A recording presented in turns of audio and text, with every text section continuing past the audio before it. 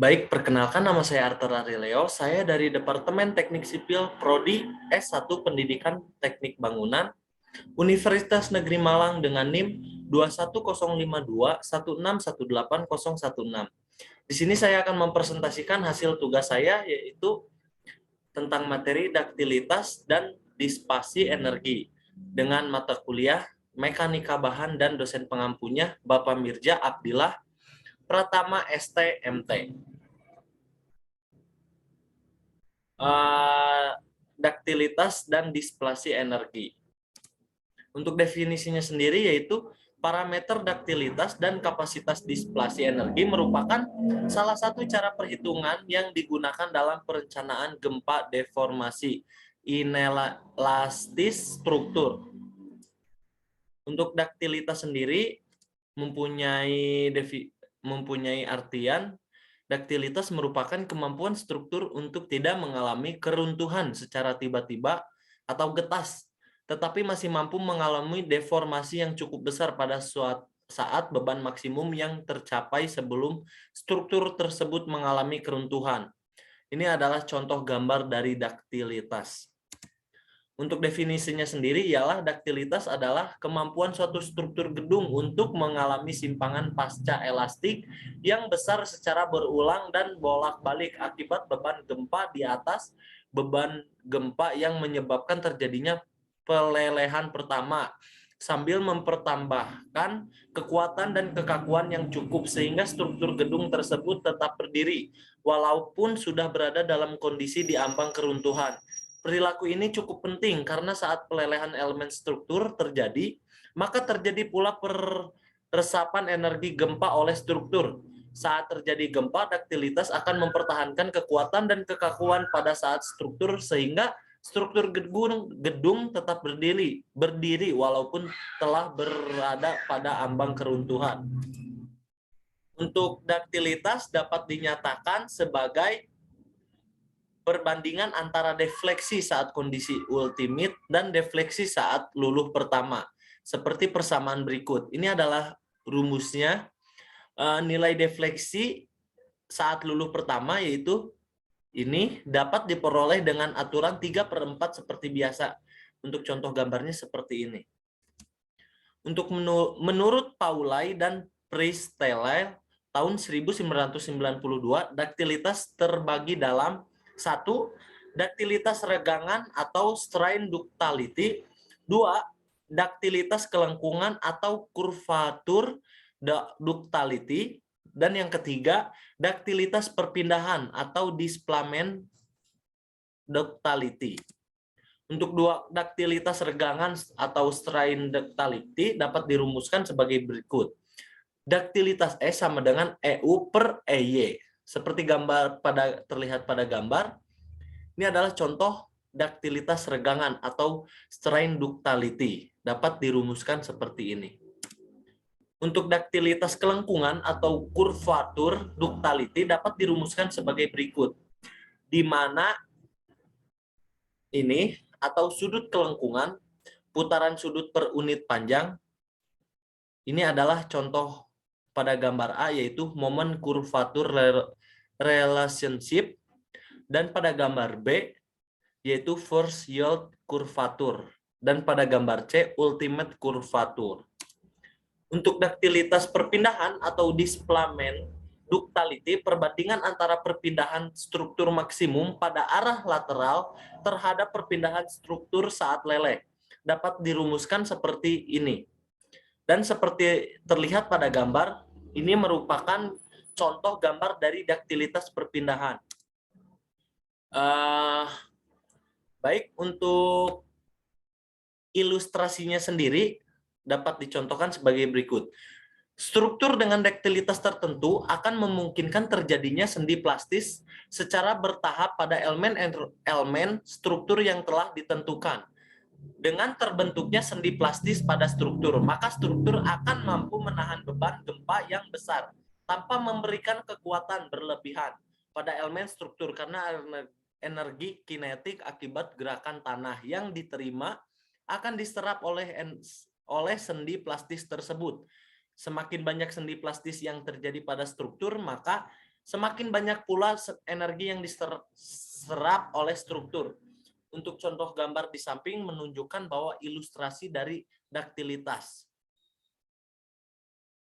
Untuk selanjutnya, agar struktur gedung memiliki daktilitas yang tinggi, maka harus direncanakan sendi plastis yang terjadi pada balok-balok dan terjadi pada kolom, kecuali kaki kolom paling bawah dan bagian atas kolom penyangga atap. Ini adalah gambar mekanisme keruntuhan ideal suatu struktur gedung dengan sendi plastis terbentuknya pada ujung balok, kaki kolom. Hal ini dapat terjadi jika bangunan desain dengan kapasitas kolom-kolom melebihi kapasitas balok yang bertemu pada kolom tersebut, atau strong column weak beam. Selain itu, displamen yang terjadi harus dijaga batasannya agar menjaga integrasi bangunan dan bertambahnya momen akibat P min segitiga. Efek rasio antara simpangan maksimum struktur Xmax terhadap simpangan struktur pada saat terjadi sendi plastis yang pertama XY dinyatakan sebagai faktor daktilitas. Untuk pengaruhnya sendiri, A. Faktor daktilitas struktur gedung adalah rasio antara simpangan maksimum struktur gedung akibat pengaruh gempa rencana pada saat mencapai kondisi di ambang keruntuhan dan simpangan struktur gedung pada saat terjadinya pelelehan pertama. Untuk B, daktilitas dipengaruhi faktor-faktor internal, diantaranya komposisi, ukuran betir, material, struktur sel, dan lain-lain. Untuk C, daktilitas dipengaruhi oleh faktor-faktor eksternal juga, diantaranya tekanan hidrostatik, suhu, deformasi plastik yang dialami, dan lain-lain. Untuk studi khusus dan pembahasannya, studi khusus menggunakan gedung yang dimodelkan sebagai suatu sistem rangka dengan sistem struktur balok kolom. Gedung mempunyai jumlah lantai 10 dengan fungsi bangunan untuk perkantoran, maka digunakan nilai faktor ketamaan I sebesar 1, SNI 2002B. Model gedung tanpa basement sebagai taraf penjepitan lateral pada lantai dasar dapat dimodelkan dengan idealisasi model tumpuan jepit. Model gedung termasuk ke dalam klasifikasi beraturan sesuai peraturan gempa Indonesia tertulis pada SNI tahun 2002B dengan jumlah batang arah X dan arah Y yaitu 3 kali 3 bentang dengan panjang masing-masing bentang 8 meter. Tinggi lantai dasar lantai 1 adalah 4 meter. Selanjutnya tinggi lantai 2 sampai dengan 10 mempunyai tinggi yang sama tipikal yaitu 3,6 meter. Untuk gambar A ialah denah dan gambar B adalah model 3D-nya. Data material yaitu mutu beton yang digunakan adalah M megapascal, mutu baja tulangan longitudinal FY sama dengan 400 megapascal, mutu baja tulangan untuk sengkang FYS sama dengan 240 megapascal untuk balok, dan FYS sama dengan 400 megapascal untuk balok.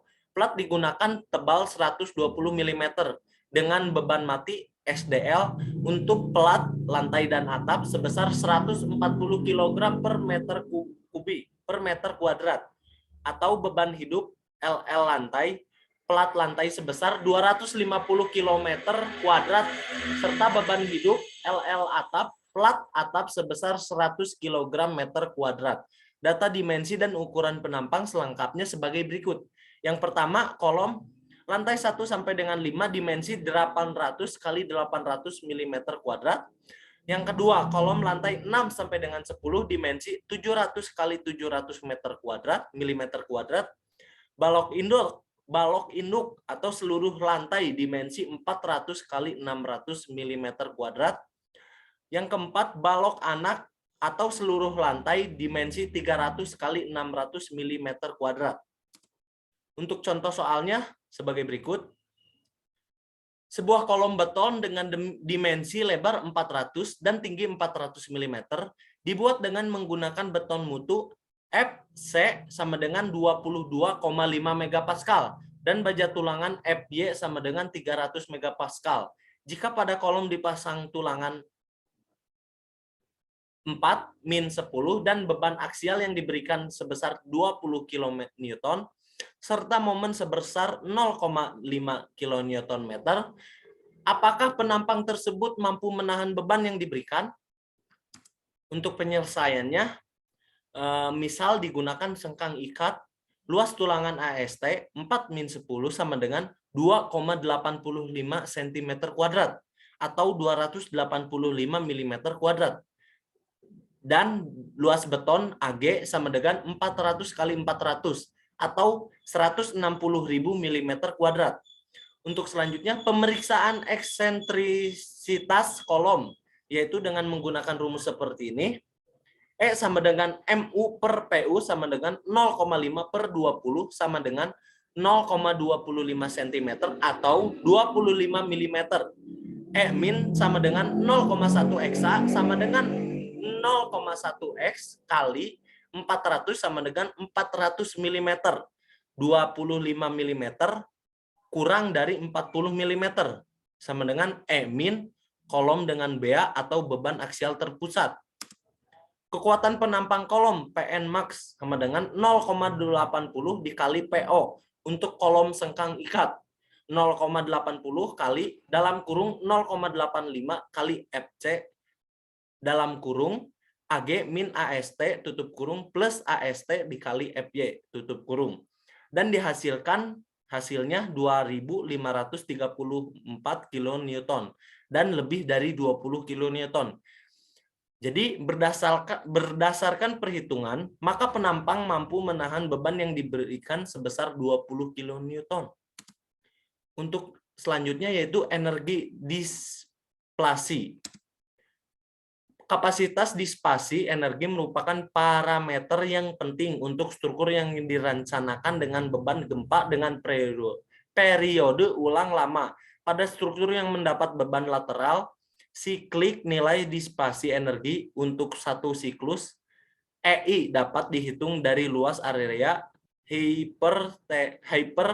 hysteresis loop seperti pada gambar ini, gambar penentuan disipasi energi.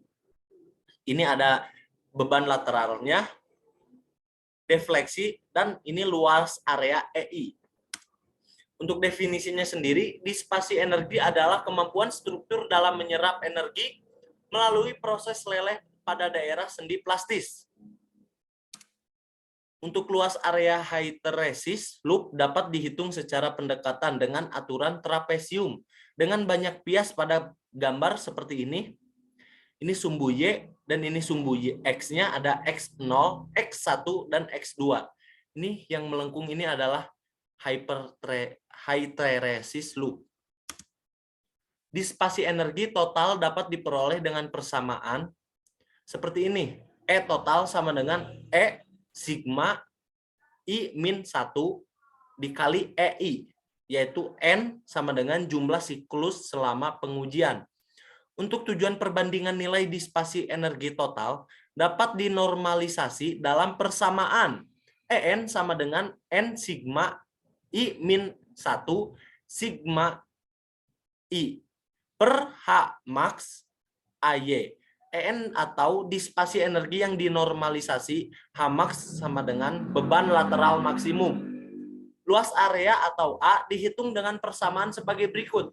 A sama dengan N sigma I min 1 XI dikali F dalam kurung XI tutup kurung plus F dikali XI min 1 dalam kurung per 2. Ilustrasinya seperti ini.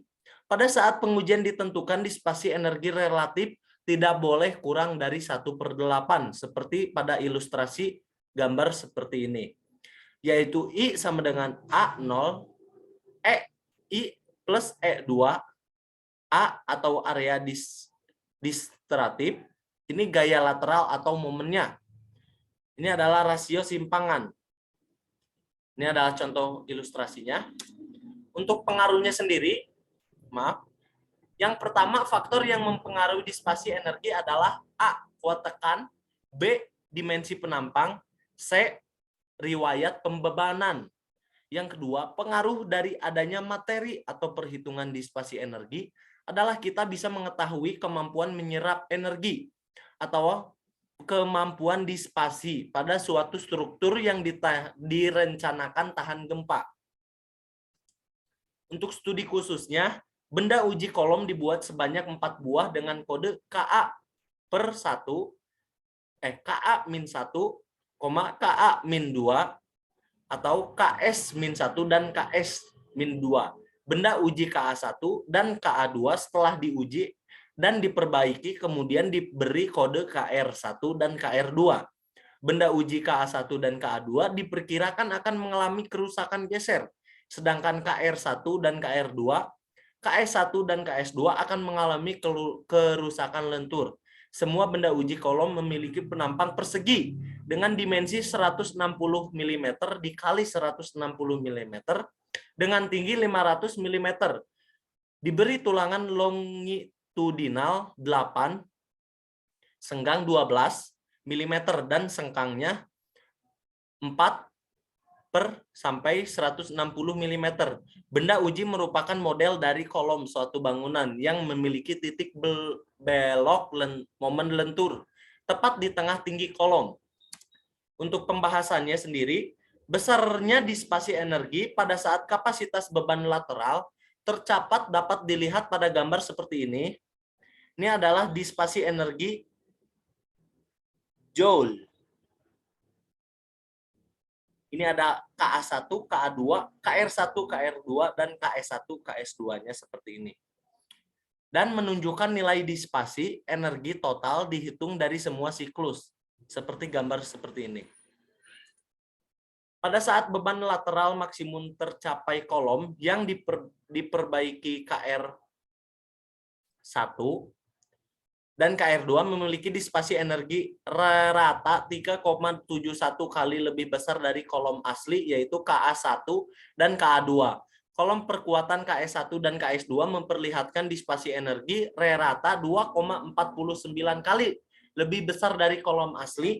Bila dihitung nilai disipasi energi total dari semua siklus terlihat benda uji, KR1 dan KR2 memiliki disipasi energi 3,59 kali lebih besar dibanding KA1 dan KA2. Sedangkan benda uji KS1 dan KS2 menunjukkan disipasi energi 2,69 kali lebih besar dari KA1 dan KA2. Hasil pengujian menunjukkan rata disipasi energi dari kolom perkuatan lebih kecil dibanding kolom yang diperbaiki, karena kolom perkuatan memiliki kekakuan yang lebih besar. Bila nilai disipasi energi total dinormalisasi, maka akan diperoleh hasil seperti pada gambar di bawah, yang juga memperlihatkan gambar uji KR1 dan KR2 memiliki disipasi energi yang paling besar. Kolom KS1 dan KS2 terlihat memiliki disipasi energi lebih kecil dibanding kolom yang diperbaiki, tapi masih lebih besar dibanding kolom asli, yaitu KS1 dan KA2. Sekian dari presentasi saya, mohon maaf bila ada salah kata. Semoga hasil presentasi saya bisa menambah ilmu kalian semua. Thank you.